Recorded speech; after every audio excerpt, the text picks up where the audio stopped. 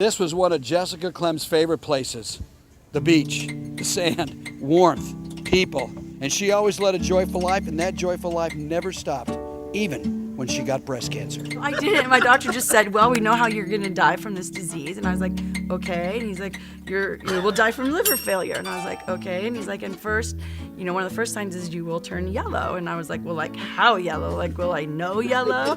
Yeah. And so I'm like, yellow's not my greatest color. And so then my nurse was like, well, don't wear greens and oranges. Okay, it's good to know.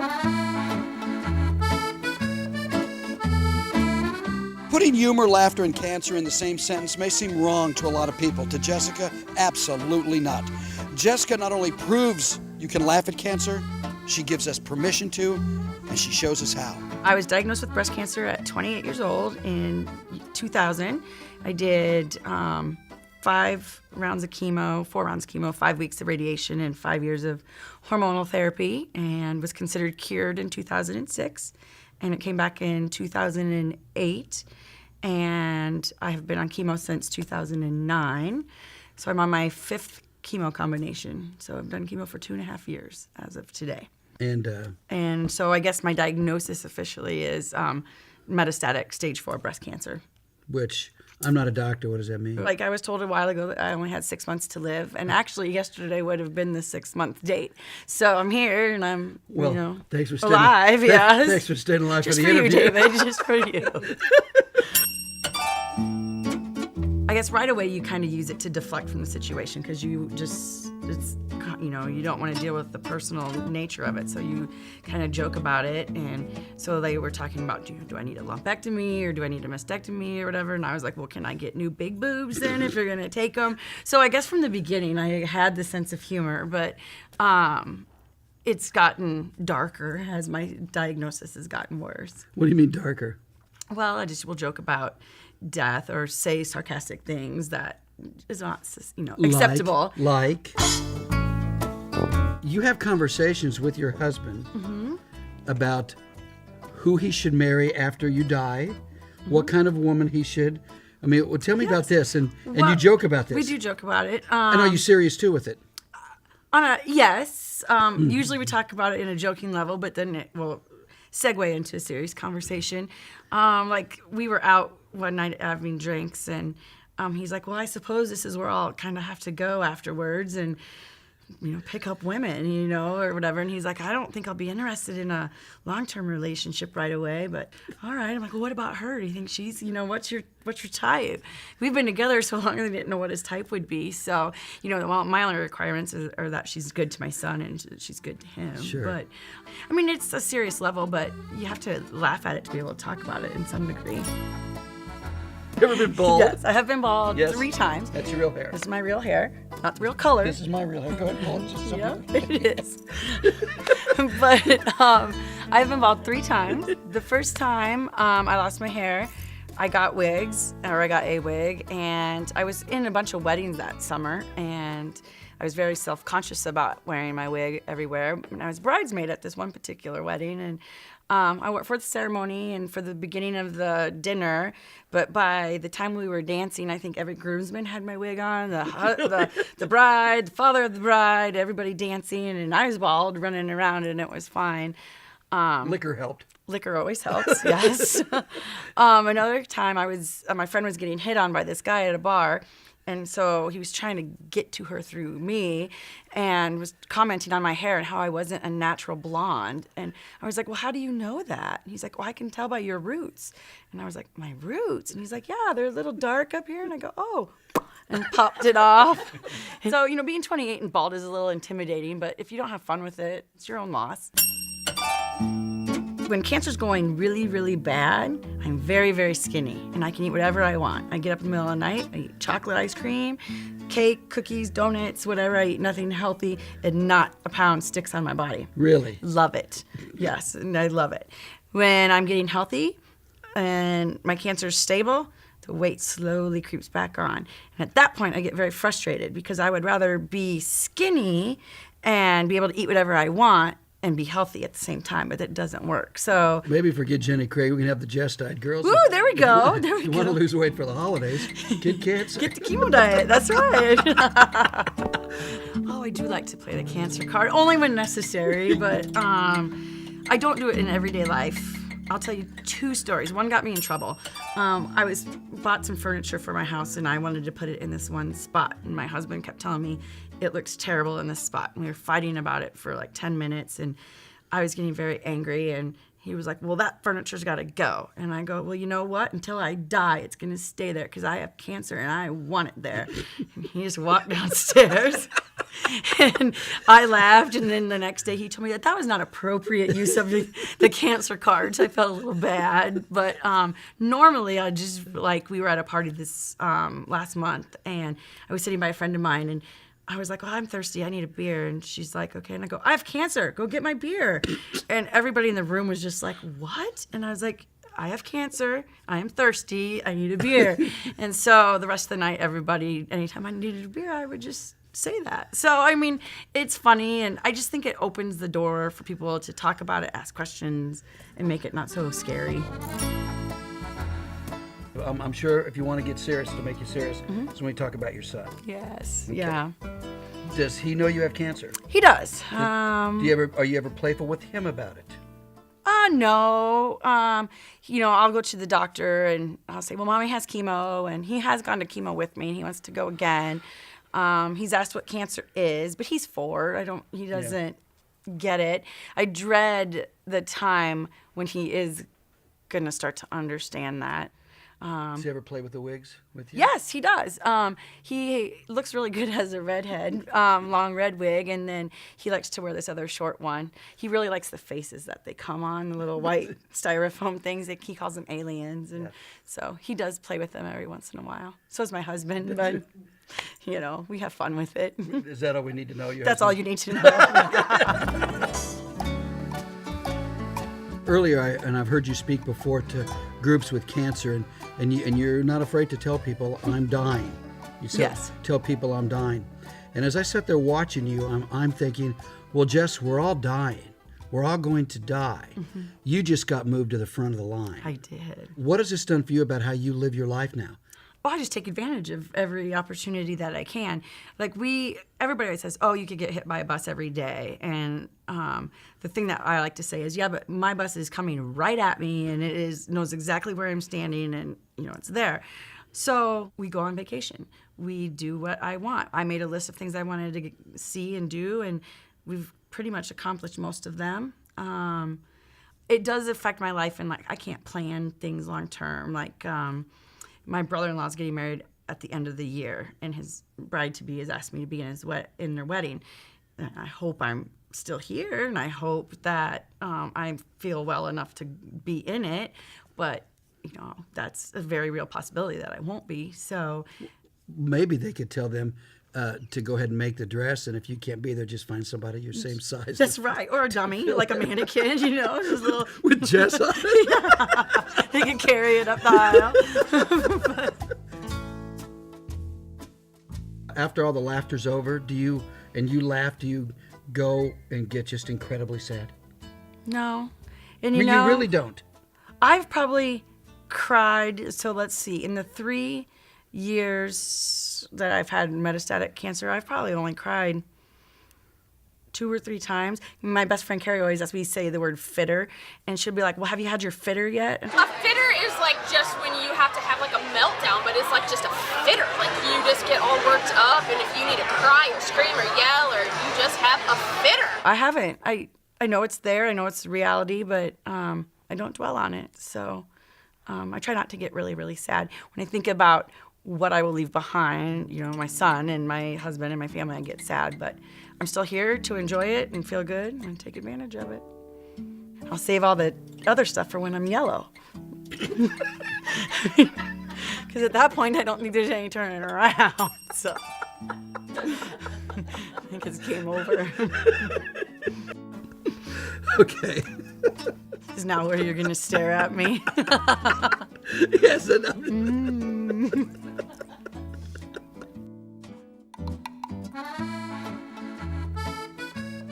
my sister-in-law Jenny came over one day and she's like, I think we need to have a party for you. And I was like, well, what do you mean? And she's like, we'll just have like one last big party. And I was like, oh, I don't know, I need to think about that. The next day, got an email from another friend that said, hey, I think we need to have a party for Jess. And so I was like, well, something's in the air. I'm like, but I gotta run it by my mom because I don't know how she would feel about that. Because to me, if we were having a party, we were gonna have it be a funeral party. And so I asked Mom how she would feel about that, and she sat there for a minute, and then she was like, I think it's very fitting. So once I had her blessing, I was like, let's do it. Let's throw my own funeral. Only she called it a funeral party for herself, and she invited all these people to come and party and have a great time. The purpose of it was to celebrate me in my life. This is how I want people to remember me. I don't want people to remember me as a picture at the church or a body in a casket. I want people to remember fun Jess, not sick Jess.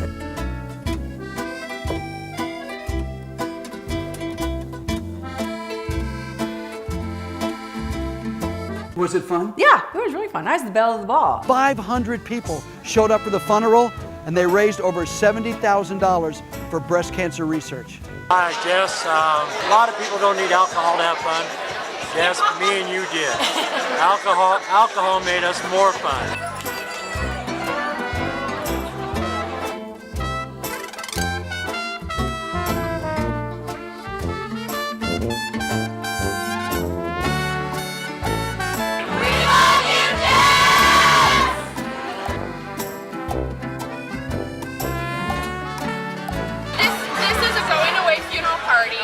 What she says is, who says there's no fun in funerals? Well, I'm completely humbled. I heard it was one in, one out for a little while, and so I'm amazed at how many people came here tonight. You know, like, throws you curveballs, and, you know, if you have a bad attitude about it, it's not going to make it any better. You're still going to have to deal with it, so. The message is to have fun and laugh. You've really taught all of us here tonight how to live life to the fullest. You've been an inspiration to every single one of us. So, for a toast, I'm not going to say anything that's going to make us bawl because this is a night of celebration. So, Jess, I want to say a couple special words to you here. You're a wonderful friend. You're an awesome mom. And you're the best wife a man could ever ask for. May your lively spirit continue to rub off on all of us and shine through us. God bless you. Cheers.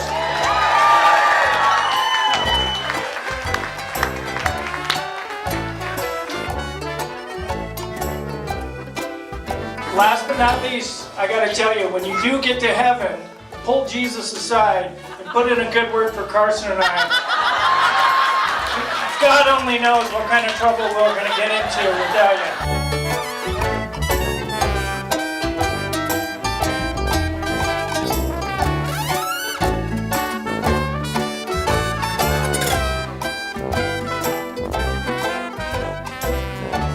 The Wubsy.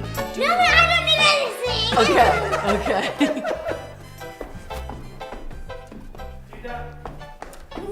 Oh, do this one. Oh yeah. What's that move? That's the seahorse. You guys were doing that at the party. What's that move?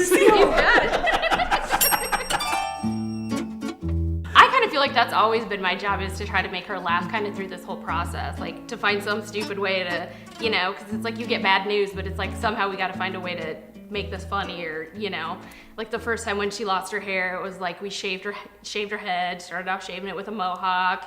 Usually consists of drinking a lot of beer. Yes. You know, somehow laugh about it, and she had like a little bit of fuzz left and was kind of having a fit.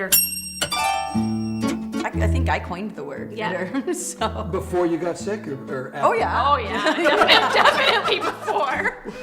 Because she would have fitters for various reasons. Yes. Right. Sometimes people drive you nuts, and you just need to have a Sometimes fitter. you don't have the right clothes in your closet. Uh, Fitter. yeah.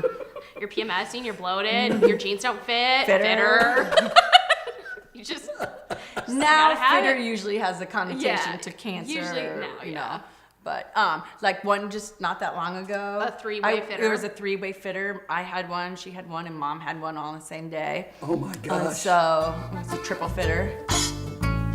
we just try to have fun in everything, and even if it's a bad, you know, you get bad news. Like I said before too, like we always celebrated all the little milestones, like when you know, it came back the first time, you know, we popped champagne and celebrated it was only in her lungs and laugh, and some people probably would think that's a sick sense of humor. And then we had lunch at Maud's and celebrated that it wasn't in your brain. Yes. It was pretty much everywhere else, but it wasn't there. It wasn't in my big toe. Yeah.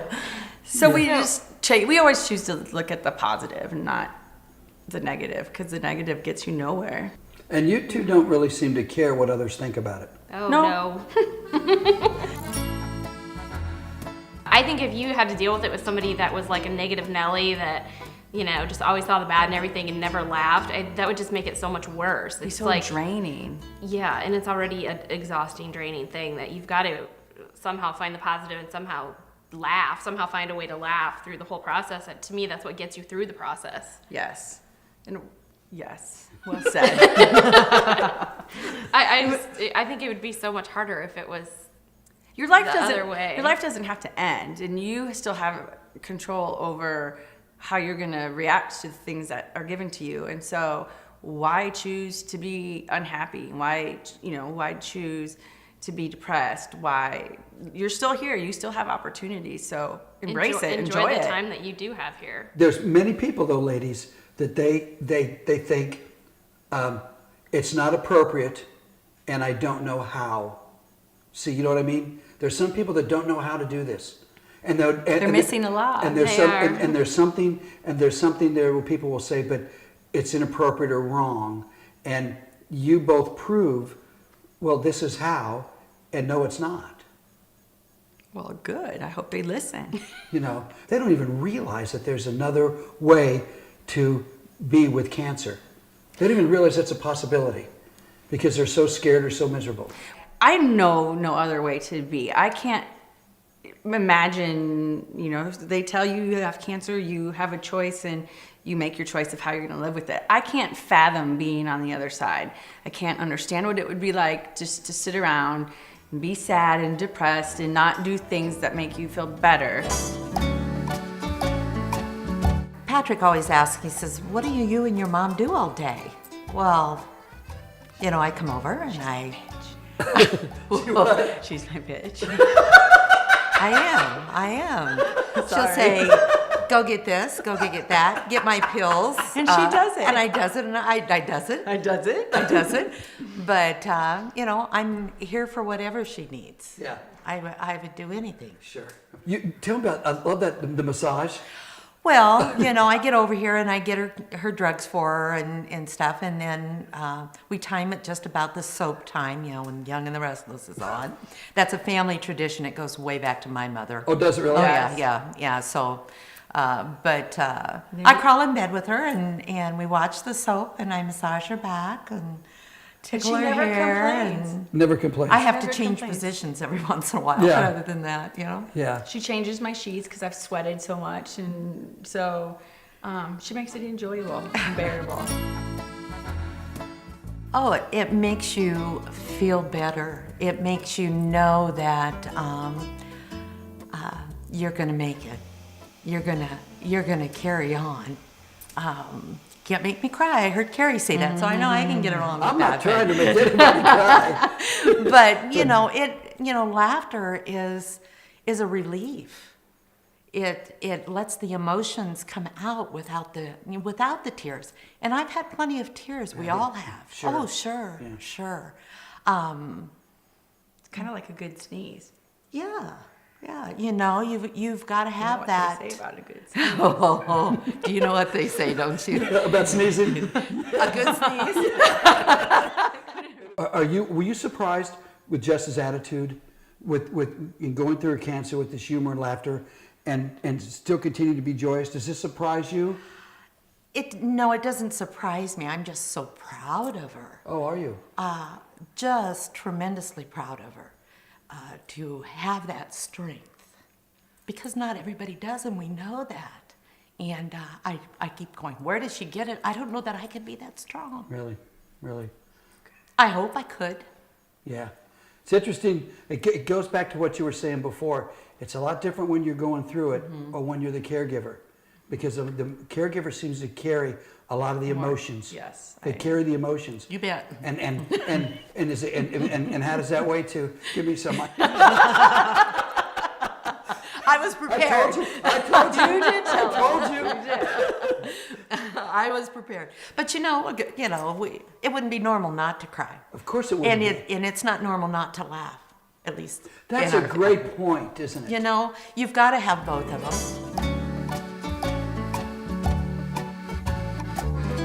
The reason I'm bringing up the candles, I don't know if you know in a... the candles right over here. Do you like the position there? Yeah, they get the candles. And the reason we're doing that, it's okay that this is kind of raw what we're doing here, because when I interviewed Jess before, she talked about playing the cancer card to get her way, and she absolutely pulled the cancer card. To keep these candles, the location, or what? I didn't like those candles. I like them now, right where they're at, but I think she We got that on camera. I think she had them like clear out here where you're sitting or something. Like when you walk into the door, you're like, why the hell are these candles out in the middle everywhere? And I kept shoving them back, and she kept putting them out. And she had a fit around me and said something like, well, they're staying there till I'm gone, or something like that and stuff. And so that was the first time she'd ever used that card with me. Only time. Only time, yeah. Time. Yeah. Yes. And you said that's not fair. That's not fair. It wasn't. Yeah. Now, did the candles get moved back after that, or did you? Yeah, they're in his position. Like, I would like them out a little bit more, but Because everybody we had come over, I was taking a poll. No. Oh, no, seriously. Who was it? Your mom that said that they were? I think Manor was the one that said, yeah, those are out too far. Is it hard for you to see her still have a joyful life, knowing when you see her in pain? Is that hard for you, or does that inspire you? I don't think it's hard for me. I think it's a way we found for each of us to try to turn it into a better situation. It's more harder if we just sit around and stare at each other and act like it's not happening. I think You've that's never more done that, harder. though, have you? We're way past that. Did you do that at one time, though? I think, the shock of the whole first thing way back when, I think, but we've had so much time to deal with this. We've realized that you got to appreciate it and talk about it and have the best of it you can, She's not dead yet, so we got to live now. Right. I know it's something that's not in my control. Trust that God has a plan, and I don't have to like that plan, but He'll have my back. And so in the meantime, I do His work and hopefully Yeah, end it's up in extremely heaven. important for me, how do you deal with this? You just got to count on that God does have a plan, and I think, He's showing that plan through Jessica as her being able to be an inspiration and giving her opportunities to shine through this disease. Sure.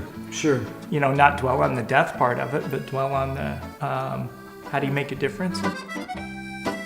You have two choices. You can be dealt a crappy hand and you can make good of it, or you can be dealt a crappy hand and you can be miserable. And why not choose happy? And if we can laugh about something so sad, then we all end up better because of it. And there's a saying, and I wish I knew it better, but it's about arriving at your coffin. I don't want to just show up. I want to be there drinking champagne, eating chocolate, having fun, yelling, woohoo, what a ride.